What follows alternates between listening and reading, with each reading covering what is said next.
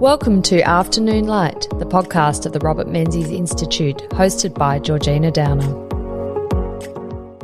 2024 marks 80 years since the founding of the Liberal Party of Australia. The party is an enduring legacy of Robert Menzies and others. Today's episode of Afternoon Light forms part of a special 10-part series to commemorate this 80th anniversary. Each of the 10 episodes will feature an author from our upcoming book on the founding of the Liberal Party, Unity in Autonomy. The book will be available from Connor Court and the Robert Menzies Institute's website in October this year.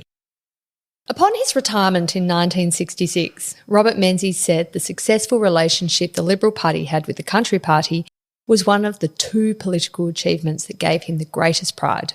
The other, of course, being the formation of the Liberal Party of Australia. Menzies could not imagine the Liberals governing without the Country Party. Joining me to discuss this history of the Coalition and the Country Party is political advisor Terry Barnes. Welcome to Afternoon Light, Terry. Thank you for having me. It's a pleasure to have you on, and of course you've written the chapter with John Anderson, the former Deputy Prime Minister and leader of the National Party, the contemporary iteration of the Country Party, in our Unity in Autonomy book, which we're very much looking forward to publication in October next month. But tell me about the Country Party and when and how it came into being for a start. Well, the Country Party came into being in 1919-1920. Basically, I think there was a real push against the leadership of Billy Hughes of the Nationalists when he defected from the Labor Party to the Nationalist Party. And he had a very, how can we put it, very urban-centric way of looking at things. And I think there was a lot of concern in interests in the rural sector about whether their concerns, their needs and aspirations are going to be accurately reflected by the Nationalists under Hughes. And the result effectively was, in several states, the establishment of a new political movement, which became the Country Party. And certainly it had some success, particularly in Victoria in 1919, but also I think in terms of 1922, the federal election, it actually won the seats off the Nationalists, as well as basically making itself a political presence that could not be ignored. And it was under the leadership of Earl Page, Dr. Earl Page, then later Sir Earl Page, that really the Country Party flexed its muscles in 1922-23 and effectively said, bye-bye, Billy. We want somebody else. And that's how Stanley Bruce actually became Prime Minister. So the Country Party basically is a reaction to the Hughes-led Nationalist Party. But were there particular policies that brought this group of political activists and politicians together to form the Country Party? Or was it merely just, we're not Hughes, we don't like Hughes' urban prioritisation? Well, I think if you go back to the early 20th century, put World War I aside, Australia rode on the sheep's back. Our economy was essentially agrarian. Agriculture particularly, but also other primary industries like mining. They basically kept Australia afloat economically. And there was a feeling, I think, in regional Australia that because of that, they had greater clout than they actually had in real terms politically. And certainly people like Page pushed against that. And in a sense, I think the Country Party sprang up fairly organically. It didn't have, a hero or a messianic figure, even Earl Page. It was really rising from discontent and uncomfortable feelings in that rural constituency that its needs were not being met, and certainly not being met by a Billy Hughes-led Nationalist Party. And was it mainly protectionist party, as so much of, politics was back then? I mean, it's always been sort of a tension, hasn't it? Some sort of National Party interests are very pro-free trade because they're so competitive that they benefit from it, but other aspects of the National Party grouping tend to be very concerned about the impacts of imports. Well, certainly in the early days, I think it was a protectionist party. And really, if you go down the decades in the 20th century, it was protectionist pretty well all the way till the 1970s in one way or another. I mean, there were, if you like, breakouts from that, like John McEwen's approach with the Japan Free Trade Agreement in 1957. But generally, I think agrarian producers wanted protection. They wanted to guarantee their markets, they wanted to guarantee their livelihoods. And that was a big reason for the Country Party springing into existence. Did you get a sense that the creation of the Country Party in 1919 was a bit of an electoral gift to Labor because it split that centre-right vote?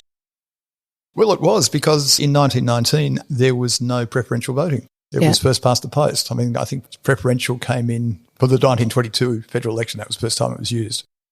And certainly I think the fact that in 1922 and onwards you could actually have two or more centre-right parties, in theory at least, not splitting the vote because you assume that preferences would flow. That certainly changed the landscape, and it certainly gave, I think, the Country Party that much more clout on the centre-right generally, but also in terms of the electoral politics, in terms of the numbers of seats that they could win and actually use as leverage, both with a potential coalition party with the Nationalists and later the UAP, or simply being in the middle when it came to the tensions between the Labor Party and the major centre-right party of the time. Yeah. Well, of course, it put them in a kingmaker position potentially, so they could, even if it was a Labor government, they might be able to extract concessions if there was a minority or support was needed, for example, in the Senate. Robert Menzies comes from a tiny town in Western Victoria called Jeparit. His father's a shopkeeper, but he's from a political family. His father was in politics. His father-in-law was in politics. His uncle was in politics. They didn't have great experiences with the Country Party, did they, the Menzies family? No, they didn't. James Menzies lost his seat to the Country Party. That's his father, yes. John Leckie, his father-in-law, lost his seat to the Country Party. And Sidney Sampson lost his seat to the uncle. Yes. That's right. The uncle lost his seat to the Country Party as well. So there was no love lost in the family sense with emergence of the Country Party in the late teens, early 20s. But there's another fun fact actually in relation to all of this, and that is that Menzies' predecessor's member for Kooyong was later Sir John Latham. And he wasn't elected as a nationalist. He was actually elected as an independent, and his platform was Billy Hughes must go. And he didn't sit officially with the Country Party, but he sat in the Country Party room with his legal expertise and gave them advice on how to roll Billy Hughes and get Stanley Bruce up. So it's a funny old world when it comes to it in terms of Menzies' personal connections with all of this. So in a sort of a way, the electorate of Kooyong was represented by the Country Party for the period of John Latham's political career, but not formally, but sort of informally. Well, John Latham eventually went into the Nationalist and then the UAP, I think in 1925. So but for a couple of years there he was an independent, and his philosophy was more aligned with where the Country Party was, and particularly with Earl Page, who he was great friends with. And Earl Page, in his own memoirs, basically praised John Latham for his contribution to the Country Party and the Country Party room. Well, and ridding the country, Australia, of Billy Hughes. So all these benefits. There's a wonderful quote here from Arthur Calwell, who, as you know, becomes leader of the Labor Party and fights 3 elections against Menzies, all to lose against Menzies. I thought his attitude to the Country Party, this is of Menzies, was more than generous because he must have always felt chagrined when he remembered that the Country Party, figuratively speaking, held 3 scalps of the Menzies clan on their belt. It was interesting because Arthur Calwell and Bob Menzies actually got on very well personally, didn't they? They did. But certainly I think understand they used to go to the Savage Club in the Melbourne CBD regularly and have a drink. So I think in the social room. So, Well, Menzies was the president, so he could do that sort of thing. Yeah. But certainly I think Calwell actually summed it up very well. I mean, and I think if you look at what happened in the 1940s, you can't avoid the thought that with those family connections, even with the Kooyong connection with Latham, that there were factors hanging in the background in terms of Robert Menzies' feelings about the Country Party and feelings about the potential amalgamation of the UAP or the fragmented UAP and the Country Party to a single entity in 1944. I mean, Menzies continues to have a pretty poor relationship with the Country Party, particularly with Earl Page. It makes this really vicious attack on Menzies in 1939 on the floor of Parliament, basically accusing Menzies of shirking responsibility by failing to sign up for the war in World War I. I've heard from Robert Menzies' daughter, Heather Henderson, that Dame Patty, Robert Menzies' wife, was in the gallery at the time and was just furious with rage that Page would insult her husband so much and so unfairly too. Well, interesting, because I was talking to Jared Henderson in putting my chapter together, And he interviewed Dame Patty towards the end of her life, and he basically said much the same as that. As far as she was concerned, Earl Page's name was mud in the Menzies household, and even decades after, she never forgave him. Bob Menzies, on the other hand, effectively overcame his obvious dislike and hurt from that episode to work fairly cooperatively with Page, particularly in government, because Earl Page was Minister for Health, amongst other things, and I think he was actually the minister who was responsible for founding the pharmaceutical benefit scheme, of all things. But the other thing about Page's attack on Menzies in 1939 was that it split the Country Party room. There are like 3 or 4, I think it was 4 Country Party members who actually left the party room temporarily and in anger about that, and it actually brought Earl Page's leadership down. And one of them was actually Arthur Patten. Oh, right. So how was the Country Party doing in those early mid-40s? And we're in World War II, of course. Menzies is Prime Minister 39 to 41. But was the Country Party in a good state, or was it, as the centre-right of politics was experiencing some pretty difficult times? Well, the narrative with those times is that the United Australia Party was a complete and utter shambles, a total mess in terms of factions, in terms of the community and other organisations who were causing trouble in the background in terms of disunity, personality politics. But the thing is that if you think that the Country Party was all sweetness and light and swimming along happily and everybody doing the right thing and rowing together, that's absolutely not true. I mean, you have a situation in Victoria, for instance, where there was a minority Country Party government called the United Country Party in Victoria, headed by Albert Dunstan, whose statue is now outside the administration building in Treasury Place in Melbourne because he served so long. But the thing about Dunstan was that he was actually a rural populist. You could say he was a sort of a Pauline Hanson of his time. And his politics were actually closer to the Labor Party than his own federal Country Party, let alone the UAP. And really, the thing about that is his actual opposition, the official opposition in Victoria under Dunstan, was actually the United Australia Party because he was being propped up by the ALP. In other states, similar sorts of things, but not necessarily as stark as that in terms of organisational dysfunction, personal and sectional interests playing off, and the fact that really the Country Party, like the UAP, was just a conglomeration of loose interests, and largely at a state level. Because if you go back, I mean, think about it. I mean, there was not really much in the way of national media or national communication. And each state did its own thing. And that includes in terms of election campaigns as well. There was very little overall coordination from a very weak and anaemic federal organisation. Did you get a sense there were clashes over policy issues or issues of principle, or was this really kind of sectional interests batting up against each other back then? Well, Menzies repeatedly in the 40s talked about the Country Party as the party of sectional interests. Yeah. And I think that was very much a factor in all of this. But those sectional interests fought amongst themselves, just like the UAP's interests fought amongst themselves. And certainly I think Arthur Patten got his job as Country Party leader and later Prime Minister for 40 days and 40 nights because his own party group was split. He had a situation after Page resigned where Archie Cameron of South Australia was made leader, but how can we put it? Cameron's people skills were somewhat deficient. Right. And he had basically got his whole party room up against him, so much so that when he put his leadership on the line, nobody would vote for him. Right. But at least there was a sense of unity in the party just against him. But the thing about Cameron was that he was so cheesed off with what happened, he spat the dummy and went across the UAP and later became a distinguished Liberal Party speaker. But in terms of the Country Party, what happened was that Page put his hand up to be leader again, but so did John McEwen. But they tied and they couldn't get a consensus. So Artie Patten was actually the compromise candidate, and for about a year he was called the acting leader. And as he said, it took a while, but eventually they decided I'd done my apprenticeship and they gave me the job.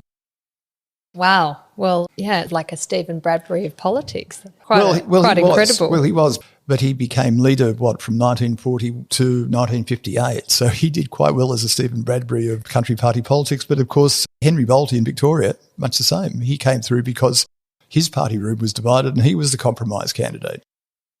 They did very badly, the Country Party, at the 1940 federal election. Were there particular reasons for that they weren't polling so well in the electorate? Well, I think if you look at it, the politics of World War II were very much a factor. I think the Country Party itself was divided in terms of where its effort should go in terms of the national effort. And certainly I think personality politics did play out in terms of the way that the Country Party planned and executed the 1940 election campaign. But you also had disaffected Country Party members being elected. And one of the two independents that brought the Patten government down in 1941 was a fellow called Alex Wilson. And he is actually aligned with Albert Dunstan in Victoria, who's member for Wimmera. And he basically concluded that, well, Albert's policies and outlook and the ALP's outlook are pretty much the same, so I'm going to go with them. So in a sense, the Country Party actually brought down the Country Party in terms of government, but also I think obviously brought down the coalition government as a whole and opened the door for John Curtin. It's a real own goal in the end, but after this in 1941, Fadden starts to consider this possibility of potentially forcing a Country Party UAP merger. I mean, this is obviously just before the UAP itself folds in 1943. What were those types of attempts like? I mean, they obviously didn't work in the end, but this will become a continuing theme, won't it? It will, but I don't think you want to overplay it. I think this is more putting out thought bubbles for discussion rather than saying this is my program to unify the right.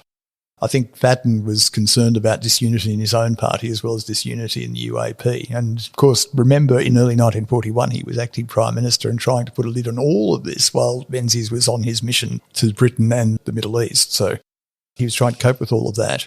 The one thing that did happen was in Queensland where a group called the Country National Organisation was established, which was a de facto, an informal alliance of UAP and Country Party, particularly MPs, effectively an electoral pact. But certainly some people involved with that came closer and closer to, if you like, the mainstream centre-right, so actually participated in the unity conferences in 1944.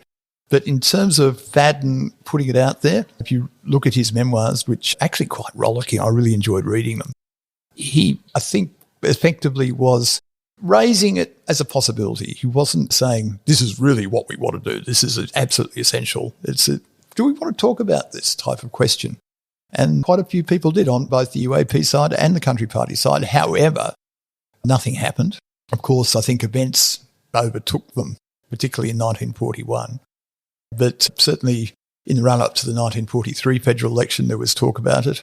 There was still talk about it after the big coalition defeat in 1943 as well. But I think the world had changed by then. And, of course, Robert Menzies reasserted the UAP's position in the coalition and essentially saying that the majority party should have the leadership. And I think that changed the dynamic completely. And then Menzies focused more on uniting his side of centre-right politics and leaving the Country Party to itself.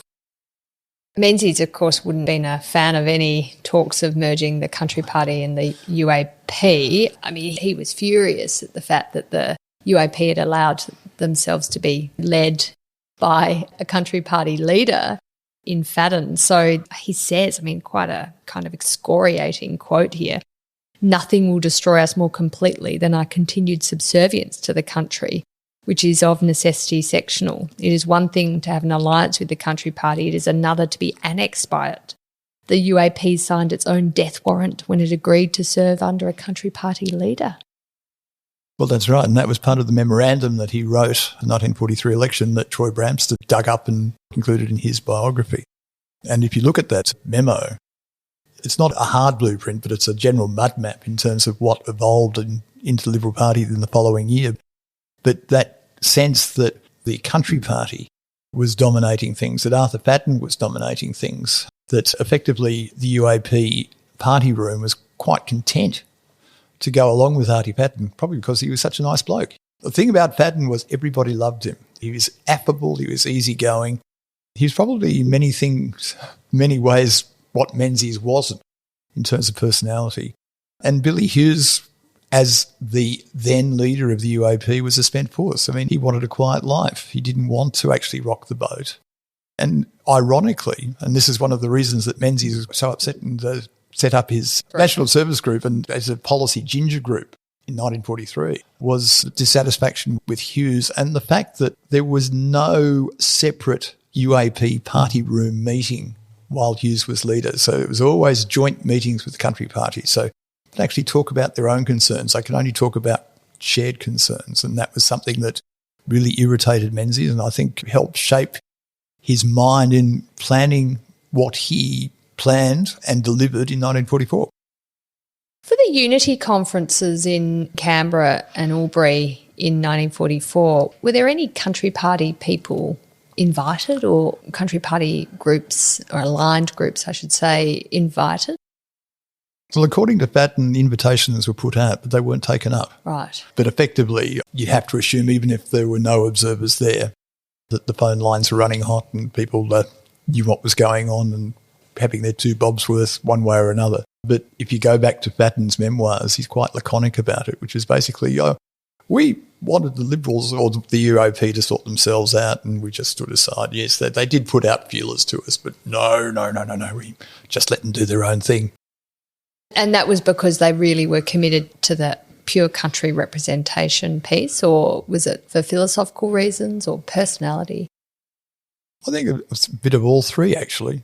My sense is that Batten and the country party and the fact that his party room was still fractious, they had their own problems. They needed to deal with those, but they realised how fundamental the dysfunction and disunity on the UAP side was, and they knew that for the centre-right to unite, they needed a strong and viable coalition partner. So I think Batten was quite keen that Menzies got on with the job. It's interesting that the Nationalists and the UAP would govern without the country party when they had the opportunity to do so. But the Liberal Party, from when it was first elected in 1949, has always opted to maintain that coalition, even when they've had an outright majority of seats beyond these days it's 76. So there is that sense that, as Menzies said, he couldn't imagine the Liberals governing without the country party, yet Menzies had a real problem with the sectional interest aspect of the country party's sort of political identity.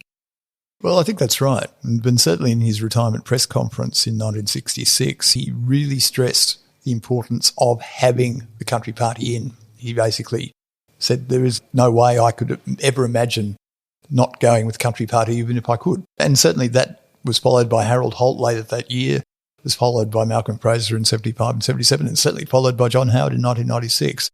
But I think Menzies perhaps understood the electoral calculus of all of this as well. It's in terms of the country party being a sectional party and being able to relate to its base, concentrates its vote. It still does. It concentrates its vote in particular parts of the country and it maximises the return of seats in terms of the percentage of the vote overall. So I think there was a bit of a shrewd political calculation there as well. Yeah, what do you think are the other aspects to this coalition that means the country party and National Party is so crucial to the success? I mean, often if it's a bad election for the Liberals, the National Party will say, but we still held all our seats. They seem to withstand those massive swings that you might see against Libs or Labor. Their base is much more solid, would you say? Well, as I said before, I think the fact that their regional base is concentrated and they focus their energies on that regional base, except when they have flights of fancy like Joe for Canberra in 1987. They generally have stuck to that base. And I think one of the successes of the country party is that they've always made great efforts to understand their constituency as well, to grasp their issues, to actually reflect their philosophical leanings. So we talked about protectionism before, but understanding the rural constituencies' need as opposed to the national constituencies. But on the other hand, I think people like McEwen showed, Menzies particularly, that you could have a country party and country party leaders who are capable of taking a national view rather than a sectional view. So I think over time, Menzies' view about the country party and its sectionalism actually changed and softened. Do you think there's more homogeneity of views in these country party seats? Like people agree on more than they do in metropolitan seats where maybe there's more diverse populations, diverse employment sectors, industries, so people are coming at politics from very different points of view, whereas in country areas there's more of commonality of where people have come from and the industries they work in? Well, I think in Menzies' time it was very much a distinct rural identity. Yeah. I think more recently, and if you talk to, say, John Anderson, the blurring between urban and regional and rural has really changed the dynamics between the two parties, but also I think in terms of electoral politics generally, not just on the centre-right, but right across the board. And certainly I think one of the challenges that the National Party has today is to actually justify its existence. And I think it's had several major reviews since the 1990s, including one that was led by John Anderson after the 2007 election loss, that effectively recognised that the world is changing. The National Party, therefore the Country Party, has to change with it. And really, if you look at the last decade, last 15 years in terms of the electoral outcomes, the National Party has held its own in terms of numbers of seats. It actually has focused on its base. It actually has, saved the coalition from humiliation. In 2016, it saved the government. In 2022, it kept enough seats in play to ensure that the Liberal National Coalition was a viable political force. But there is another issue here, Georgina, that I think is really important, and that is it's intangible. It's the personal influence of Country Party figures, National Party figures in the coalition relationship, whether it was Menzies and Fadden, whether it was Menzies and McEwen, whether it was Malcolm Fraser, and the fact that I think he felt more comfortable with Country Party or National Country Party ministers like Peter Nixon and Ralph Hunt and Ian Sinclair and, of course, Doug Anthony. And more recently, I think John Howard had great relationships with John Anderson, certainly with Tim Fisher, Mark Vaile as well. And even more recently, of course, Tony Abbott and Barnaby Joyce got on famously. But certainly I think the power of those personal relationships was pretty important. And one of the advantages of the Liberal National Country Party dichotomy was that when the leaders got on well together, they could actually share things and fly kites and discuss things in a way that perhaps they couldn't with their own people. So if a Country Party leader had an issue, say McEwen, he could go to Menzies and talk things through and vice versa without worrying about their own party rooms. And that type of personal influence, it's intangible. You can't measure it, but it's there. Sometimes it has its complications, like John McEwen and Billy McMahon after Harold Holt disappeared in 1967, where effectively McEwen said to McMahon, "Bill, I don't trust you," and basically imposed a veto on him standing as a leader, even though he was the deputy leader at the time. Yeah, and we had to get John Gorton out of the Senate into the seat of Higgins. So, well, the thing about that is that, let's just say that John Gorton's premiership was flawed in many ways. He was flawed as leader in many ways. So that veto led to John Gorton's prime ministership. So in a sense, those personal relationships, have ripples that have spread. I am interested, Terry, in how the Country Party has moderated decisions that the Liberal leaders have wanted to take or Liberal governments have wanted to take on, say, economics, on social issues, where, say, the Country Party might be more socially conservative or the Country Party might be more economically conservative too, that there is a sense that together policies align more to the centre, to the electoral mainstream than you would if the Liberal Party was governing in its own right without reference to the coalition.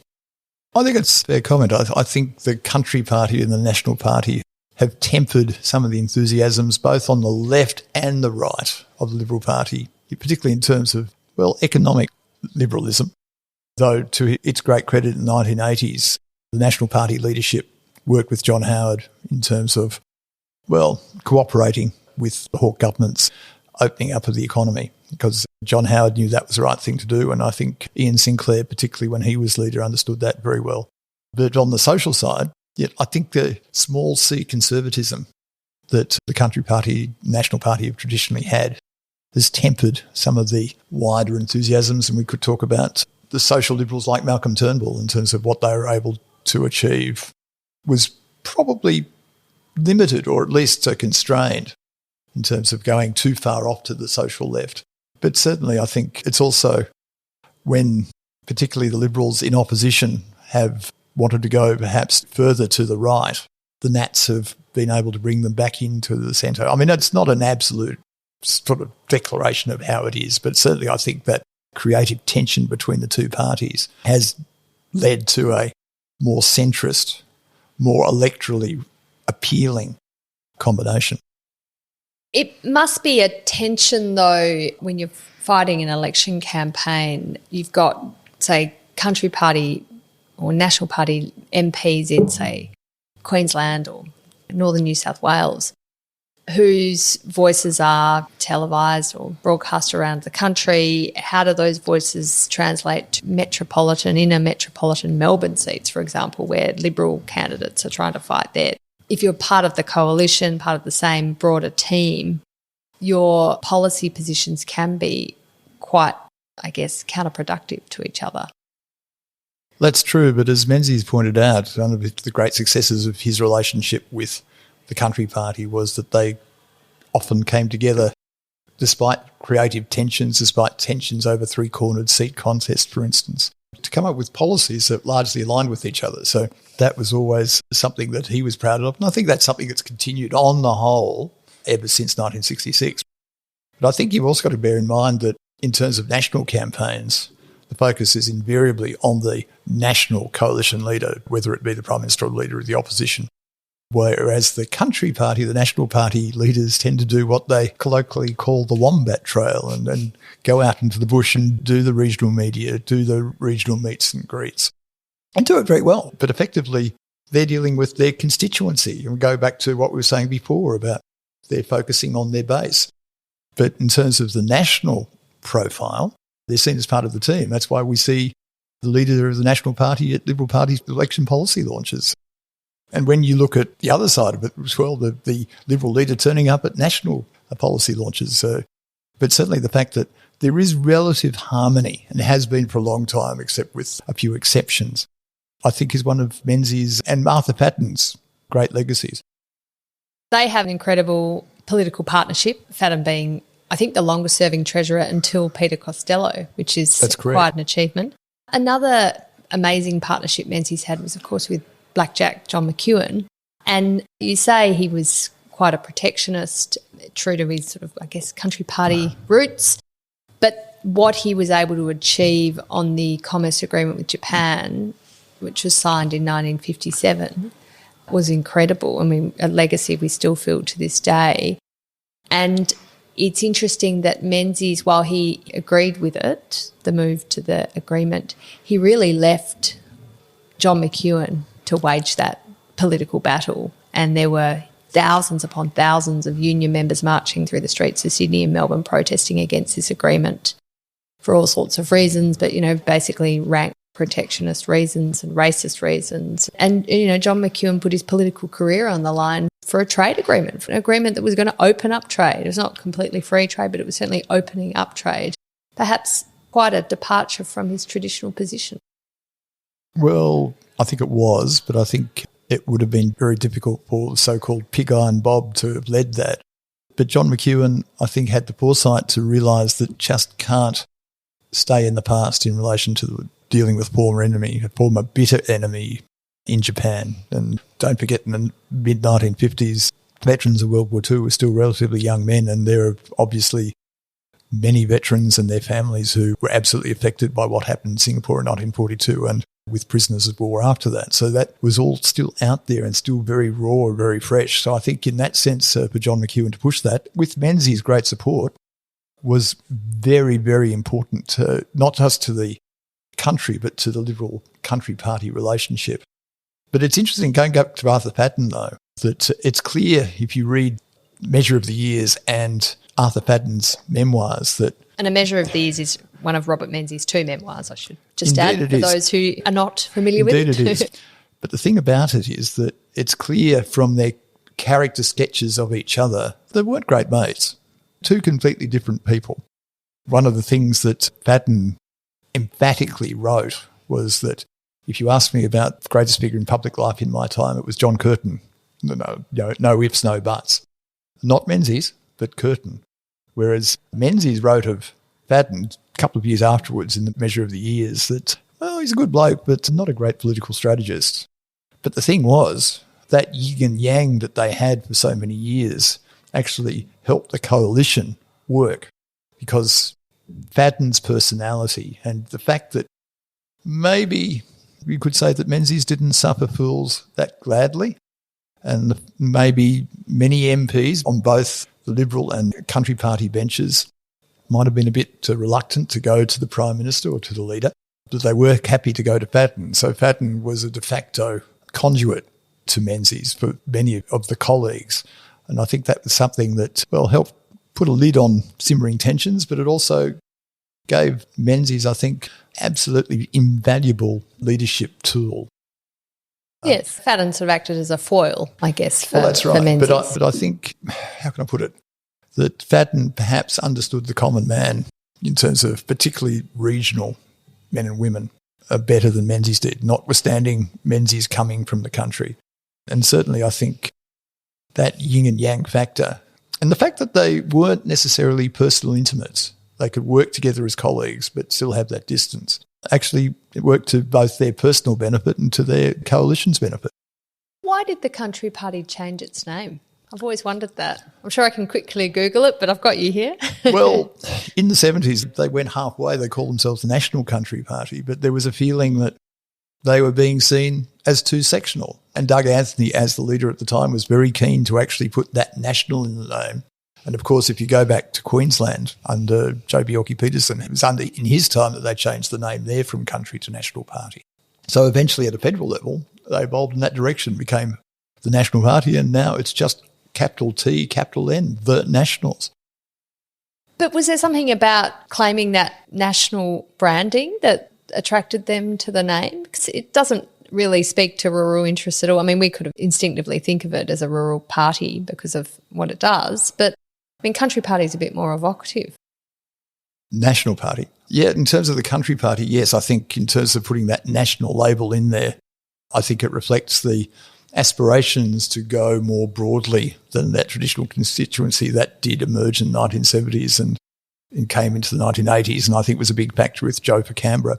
But effectively, while the name change stuck, I think the Country Party or the National Party retreated strategically to its core base, and I think it's gone back to its traditional knitting, and it's done it very successfully.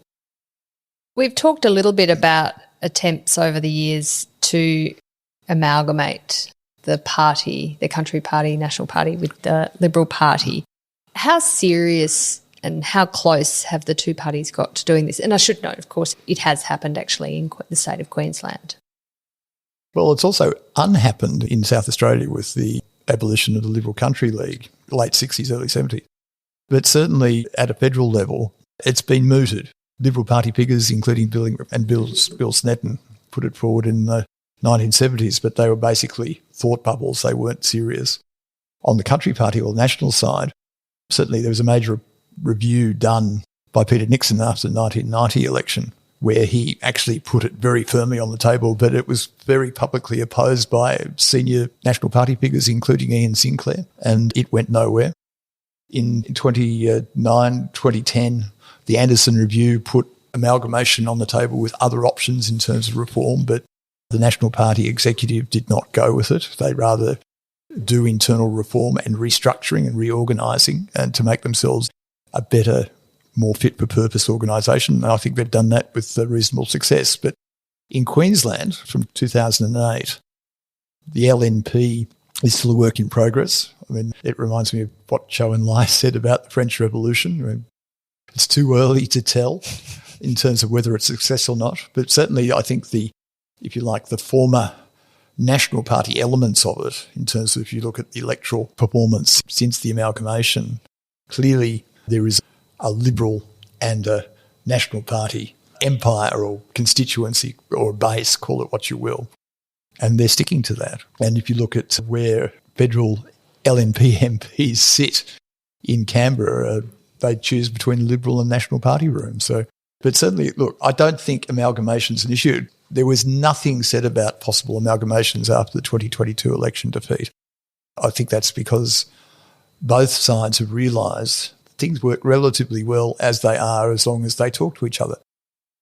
It's interesting in Afternoon Light, the other of Menzies' two memoirs, he claims that in substance the two parties have the same philosophy, which I would have thought was quite a change in attitude from his earlier attitudes in the, say, 1930s and 40s. Do you observe that his attitude is changing as he ages, as he sort of gets into the post-politics life? He sort of reflects and thinks, well, John McEwen and I basically agreed, or Arthur Fadden and I basically agreed in the end.